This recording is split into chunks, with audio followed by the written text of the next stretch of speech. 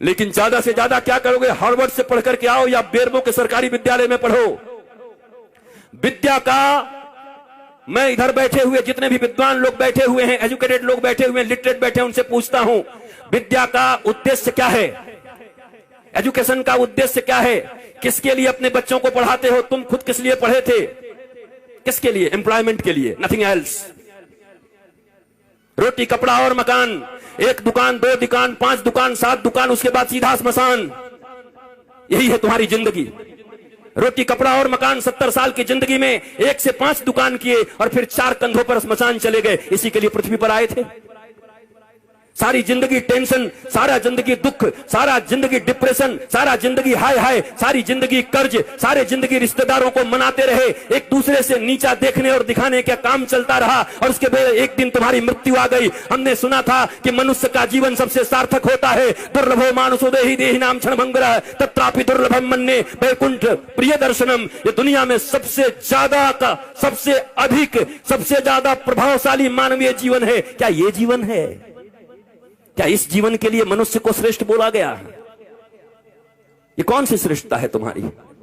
तुम चैन से सो नहीं सकते, तुम चैन से बैठ नहीं सकते, तुम पड़ोसियों का उत्थान नहीं देख सकते, तुम दुख को हैंडल नहीं कर सकते। राम जी के जैसा सत्ता चला जाए, उसके बाद भी जब माता कौशल्या पूछती हैं, राम तुमने सब काम कर लिया ना, सारी पूजाएं कर ली ना, कल मेरे बेटे का राज्याभिषेक होने वाला है, कल तू युवराज बनेगा। तो धीरे से राम जी कहते हैं, मां मेरे पिताजी इतने छोटे थोड़ी हैं। बोला क्या हुआ? मेरे पिताजी ने निर्णय किया है कि छोटे से राज्य अयोध्या का मुझे युवराज नहीं बनाएंगे। पिता दीन मोहि कानन राजू, उन्होंने मुझे बन का राजा बना दिया है, मुझे बन का विराट राजा बना दिया है। ये राम है। रातों रात सत्ता छिन गई पर अपने पिता को कह रहे हैं, मेरे पिता ने मुझे बन का राजा बना दिया। मां अयोध्या छोटी है, मैं बड़ा हूं ना। तो कहा तू इतना छोटा राज्य संभालेगा? तू बन का राज संभाल जा। लाखों ऋषि महर्षि तेरा इंतजार कर रहे हैं। कई सबरी तुम्हारे लिए बैठी हैं, कई सुतीक्षण बैठे हैं, कई सरभंग बैठे हैं, कई जटायु तुम्हारे लिए बैठे हैं, कहीं सुग्रीव बैठा है बाली से लात खाए। जाओ सबका उद्धार करो। और इसलिए राम को वनवास दे दिया। पर तुम्हारे जीवन में ऐसी स्थिति आ जाए तो तुम्हारे बच्चे आत्महत्या कर लेते। नंबर कम आ जाए, अगर पिताजी ने कह दिया, माताजी ने, अगर तेरा 80% से कम आया, शर्मा जी के बेटा से अगर तेरा नंबर कम आया तो मैं जहर खा लूंगी। बच्चा देखता है नंबर तो आया 60%, घर आते आते सोचता है आखिर माता पिता ने कहा है हम जहर खा जाएंगे, वो क्यों मरेंगे, हम ही खा जाते हैं। इतना प्रेशर क्यों पढ़ने का? क्या पढ़ा रहे हो? मशीन बना रहे हो बच्चों को? गधों की तरह बोझ टांग दिया है यहां पर। क्या करोगे? 2 रोटियां ही तो कमाओगे ना, 2 कपड़े ही तो पहनोगे ना, इतने ही ना, किससे कुछ ज्यादा? रावण और राम की वृत्ति में क्या अंतर है? इतना ही तो है। रावण कहता है कि दुनिया में जितना भी सुंदर है वो सब मेरा होना चाहिए, सब मेरा है। राम जी कहते हैं जो मेरा है वो सबसे सुंदर है। यही राम और रावण के विचार में अंतर है। जो मेरा है वो सबसे सुंदर है, दुनिया का सब सुंदर मेरा करने में तो रावण बन जाओगे। इस वृत्ति का अंतर है। यही राम और रावण का युद्ध है। जो प्राप्त है वही पर्याप्त है, नहीं तो सर्वत्र दुख व्याप्त है। जो प्राप्त है वही पर्याप्त है। मेरे पास जो कुछ है वही है। परिश्रम करो, पुरुषार्थ करो, प्रार्थना करो, पर रो मत।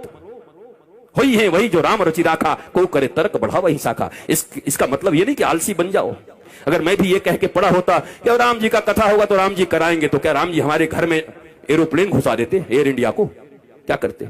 हमें आना पड़ा, हमें निकलना पड़ा, वृंदावन से आकर के दिल्ली आना पड़ा, दिल्ली से हमें फ्लाइट लेनी पड़ी, फ्लाइट से आकर के रांची लेना पड़ा, रांची से 2.5-3 घंटे में हम और अन्नू बैठ करके साथ साथ में यहां तक पहुंचे, तब जाकर के बेरमो फूसरो पहुंचे। यहां घाटी ऐसी ऐसी, पूरा झारखंड। हम तो चैतन्य महाप्रभु को याद करते आ रहे थे कि हे महाप्रभु हरे राम हरे कृष्ण हरे राम हरे कृष्ण। पूरा पूरा हरियाली चारों तरफ थी, अच्छा था। आए यहां भी आनंद आया, आपको देख करके आनंद आया। याद रखो, कहते तो सभी हैं पर विश्वास रखो, दोनों भुजा उठा के कहता हूं, मेरे लिए बस एक ही आह्लाद है, न कोई चढ़ावा न कोई सामान, बस हृदय से आकर के बैठ करके राम का गुणगान सुन लो, यही मेरी दक्षिणा है। अगर तुम्हारे मुख से राम और कृष्ण के नाम निकलने लगे, तुम्हारे बच्चे अगर शिवाजी और छत्रपति महाराणा प्रताप इत्यादि की तरह होने लगे, विवेकानंद होने लगे, तो मेरी दक्षिणा मुझे मिल गई है। इससे ज्यादा क्या चाहिए? कपड़े भी हैं, गाड़ियां भी हैं, आश्रम भी हैं, बहुत कुछ है। अब क्या करूंगा? मैं अकेला हूं। अकेला नहीं हूं, मेरे साथ 8 अरब लोग हैं। वसुधैव कुटुंबकम, 140 करोड़ भारतीयों के साथ साथ 8 अरब लोग। चूंकि सनातन संस्कृति ही एक ऐसी संस्कृति और धर्म है जो पूरी दुनिया को अपना परिवार मानती है। कोई कहता है मैं बड़ा, कोई कहता है मैं बड़ा, कोई कहता है मैं बड़ा, पर एक हमारा धर्म है जो कुछ नहीं कहता। वो कहता है धर्म की जय हो, अधर्म का नाश हो, प्राणियों में सद्भावना हो और विश्व का कल्याण हो। ये हम कहते हैं, सनातन ही धर्म है। बाकी मत हो सकते हैं, जितने भी लोग हैं, 8 अरब लोग हैं, 8 अरब मत हो सकता है, पर धर्म एक था, एक है और एक सदा रहेगा। और उस धर्म का नाम है सनातन धर्म। एकमात्र धर्म इस पृथ्वी पर है जो पूरी दुनिया को अपना परिवार मानता है, अपने परिवार की तरह रखता है और पूजता है। तुम्हें गौरव होना चाहिए। मुझे याद है आज के 10-12 साल पहले जब योगी आदित्यनाथ जी महंत जी सांसद थे, हमारा मिलन हुआ गोरखपुर में, गोरखनाथ पीठ में। एक भागवत की कथा थी, वहां मैं भी था, आप भी थे, एक साथ बैठे हुए थे। हमारी चर्चा होने लगी। उन्होंने कहा क्या कहे, लोग हमें सांप्रदायिक सांप्रदायिक कहने लगते हैं। हम कि महाराज जी अब हमें ग्रंथ खोलना चाहिए। ग्रंथ खोल करके संप्रदाय का परिभाषा क्या है, संप्रदाय किसको कहते हैं। सम्यक प्रकार से हमारे पूर्वजों ने जो हमको प्रदान किया है, जो विचारधारा, जो अपनी विचारधारा, पवित्र विचारधारा हमारे पूर्वजों ने हमें प्रदान किया है, उसको कहते हैं सम्यक प्रकार से विचारों को प्रदान करने की प्रक्रिया को संप्रदाय कहते हैं। और अगर इसे संप्रदाय कहते हैं तो महाराज आज के बाद आप कह दीजिएगा टीवी चैनलों पर कि गर्व से कहो हम सांप्रदायिक हैं, हमारे पूर्वजों ने हमको जो विचार दिया है उसको लेकर के हम इस दुनिया में चल रहे हैं। लज्जा क्यों करते हो, शर्म क्यों करते हो? ये अनपढ़ लोग, ये गंवार लोग जिन्होंने मैकोले की शिक्षा विद्या पढ़ा करके तुम्हें पीछे की ओर ढकेल दिया, तुम सच्ची बात भी कहते हो तो कहने के लायक नहीं रह जाते हो। सांप्रदायिक कोई खराब शब्द नहीं है, संप्रदाय शब्द भारत का सबसे प्यारा शब्द है, सनातन संस्कृति का सबसे प्यारा शब्द है। पर तुमको संप्रदाय के लिए क्या पढ़ा दिया गया? तुष्टीकरण और संप्रदाय पढ़ा दिया गया तुमको। यहां तुष्टीकरण नहीं, यहां 140 करोड़ लोगों के संतुष्टीकरण की बात होती है। यहां 8 अरब विश्व के लोगों की संतुष्टीकरण की बात होती है। यह है सनातन धर्म। तुम्हें गौरव होना चाहिए अपने धर्म के ऊपर, पर तुम बैकडोर में रहते हो, पीछे रहते हो, क्योंकि तुम्हारे पास ज्ञान नहीं है, क्योंकि तुमने हिंदी नहीं पढ़ी, तुम इंग्लिश पढ़ रहे हो। ना हिंदी ना इंग्लिश, ये मिली जुली। मुझे ताज्जुब तब लगता है जब ये भोजपुरी सिनेमा के एक्टर भी जब टीवी पर आते हैं तो एंड आई इफ यू, अरे भोजपुरी में पिक्चर बनाए, भोजपुरी में बोल। ये हिंदी एक्टर जब आते हैं, सिनेमा बनाएंगे, हिंदी बनेंगे, कूली बनेंगे, गांव के आदमी, पर जब आएंगे तो एंड आई एंड दिया एंड मेरी जान आँखें, अरे हिंदी बोल भाई। तुमको इन हिंदी वालों ने सुपरस्टार बनाया है, टेटे टेटे इंग्लिश बोलता है बैठ के। पर हमारे देश में अंग्रेजी बोलना मतलब एजुकेटेड होना, ज्ञानी होना। हे भारतीयों, इस गुलामी से कब निकलोगी? इस दुनिया में सबसे रीच लैंग्वेज है तो संस्कृत है, और सबसे पुअर लैंग्वेज है तो इंग्लिश है। संस्कृत के पास 1,74,00,000 से ज्यादा वर्ड्स हैं। करोड़ कह दिया, अरब। इंग्लिश के पास कितने हैं? बेचारा हर साल 2, 4, 10 बढ़ाते रहता है। हमारी कितनी बढ़िया संस्कृति है, मौसी, चाची, मामी, वहां सब आंटी, पता ही नहीं कौन क्या। Brother and brother in law, बताओ, sister and sister in law, वो लॉ के अनुसार सिस्टर है और ये कैसी सिस्टर है? ये क्या है? This is language. बोलने दो जो बोलते हैं, तुम भी सीख के रखो, पर गौरव तो अपनी संस्कृत पर करो। संस्कृत में गाली भी दोगे ना तो बड़ा आनंद आएगा। किसी को कह दो ना, आप तो ग्राम सिंह हैं, खुश हो जाओ। ग्राम सिंह, ग्राम सिंह का अर्थ कुत्ता होता है, कुकुर। किसी को कह दो आई आई आप तो ग्राम सिंह है, वो भी कहेगा। बाद में कोई कहे हमको ग्राम सिंह कहा, महाराज संस्कृत में कुकुर होता है। आए कुकुर बोल गया। हमारी गाली भी इतनी प्यारी है हमारी भाषा में, पर हमें मालूम ही नहीं, हम जानते ही नहीं। बदलो अपने संस्कारों को, नहीं तो ये कथाएं तुम्हें और बेहोश कर देंगी कुछ दिन के बाद। और इस बेहोशी में सोमनाथ के मंदिर इतनी बार टूटे। तुम्हें याद है सोमनाथ का मंदिर जब टूट रहा था तो हजारों हजार लोग मारे गए थे। सब विद्वान थे, वेदज्ञ थे, श्रुतज्ञ थे, बड़े बड़े विप्र थे, बहुत मंत्र पढ़ते थे। मंदिर भी टूट गई, वो भी मार दिए गए। कैसे हो गया ये? शास्त्र पढ़ना अलग है और शास्त्र समझना अलग है, रटना अलग है। ये रट्टू तोता बनकर के कथा कहना अलग है, और उपनिषद और अपने गुरु के प्रतिबोध से बैठ करके सिंह की तरह गरजते हुए भारतवासियों और विश्व को समृद्ध और संस्कारवान बनाना भारतीय धर्म गुरुओं का परम लक्ष्य होना चाहिए। भारतीय धर्म गुरु ऐसे होते हैं। हम रट्टू तोता लोग नहीं हैं। हमें कोई सिखा दिया और तोते की तरह हम आकर प्रवचन करने लगे और भाषण करने लगे। वैसे ऐसे लोग हैं। 7 दिनों में लोग कहते हैं, क्या कहूं, इस श्लोक का वर्णन तो अगर मैं करने लगूं तो 7 दिन तक करना पड़ेगा। हमने एक जगह पंडाल में कह दिया, पंडाल का खर्चा हम देंगे, तू करके दिखा। भाग गया, क्योंकि कर ही नहीं सकते 7 दिन तक। पर ये रट लिया है, सिखाया जाता है कैसे बोलिएगा कि अभी समयाभाव के कारण इस श्लोक की चर्चा तो मैं 15 दिन तक कर सकता हूं, लेकिन आइए समयाभाव के कारण आगे बढ़ते हैं। मैंने कहा पंडाल का खर्चा, माइक का खर्चा और आपका भी खर्चा मैं दे रहा हूं, आपको इसी श्लोक पर बोलना है। मैंने सुना, दूसरे दिन सुबह निकल गए कि कहां से इसका विवेचना करूं, कैसे करूं। ये कोई व्यवसाय नहीं है, कोई व्यापार नहीं है। प्यार को व्यापार मत बनाओ। धर्म प्यार है, धर्म प्रीति है। धर्म से डरते नहीं हैं, धर्म प्रेम वर्धित करता है। भक्ति और विभक्ति 2 चीजें होती हैं। भक्त बनने आए हो, विभक्त का अर्थ होता है अलग होना भगवान से, और भक्त का अर्थ होता है जुड़ जाना। इस बाजारवाद की दुनिया में हर जगह बस सामान की तरह हम बिक रहे हैं। रोज तुम्हें लुभाया जा रहा है, पूरा बाजार चुंबक हो गया है, तुम सड़े हुए लोहे हो गए हो। सब कुछ उसी में छीना जा रहा है। कमाल हो गया।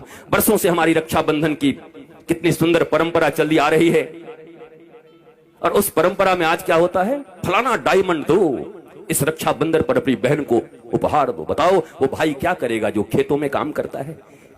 पीढ़ियों का उनका प्यार भाई बहन के बीच, पर ये प्रचार भाई बहन के प्रेम, पति पत्नी को मैंने देखा, ये कुकर लाओ और बीबी से प्यार बढ़ाओ। हम कि वाह, ये कुकर नहीं होगा तो बीबी से प्रेम नहीं होगा, पत्नी से प्रेम नहीं होगा, कुकर से प्रेम होगा।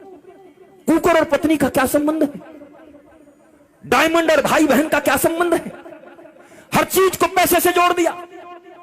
बात बनाना भैया, सबसे बड़ा रुपया। कहीं रिश्ते नहीं रह गए, गांव नहीं रह गए। और इस कोरोना में उन शहरों में जो कबूतर की तरह लेकर के फ्लैट रहते थे, डुकुड़कू कुकड़ुकू, उनको पहली बार पता चला कि गांव और गांव की गलियों और गांव के वृक्षों का क्या महत्व है। तरस गए वो ऑक्सीजन के लिए, पर गांव में लोग ऐसे सीना करके घूमते रहे। भारत गांवों का देश था। यहां ऑक्सीजन फ्री, यहां जल फ्री, और सबके सब पहले हम ऐसे भारतवासी लोग हैं। पहले इतना यूरिया डाल दिया, खेती करने लगे, पंजाब में खेती होने लगी, पंजाब में इतना अन्न उपज, हरित क्रांति आ गई। ऐसी हरित क्रांति आ गई कि पंजाब से ट्रेन चलने लगी, कैंसर स्पेशल ट्रेन। क्या करोगे ऐसी हरित क्रांति का जब अपने ही बच्चों को कैंसर का पेशेंट बनाते रहे? इतनी भूख और इतनी लालच किस बात की है? तो ये भारतवासियों को हो क्या गया है? जो भारत विश्व गुरु था, जिस भारत की माताएं प्रहलाद, अलर्क जैसे पुत्रों को जन्म देती थी, ये हो क्या गया है? ये कहां से बुद्धि बिगड़ गई हमारी? ये कहां से आपके बच्चों में आप कंपटीशन भर रहे हैं, सिर्फ प्रतियोगिता भर रहे हैं।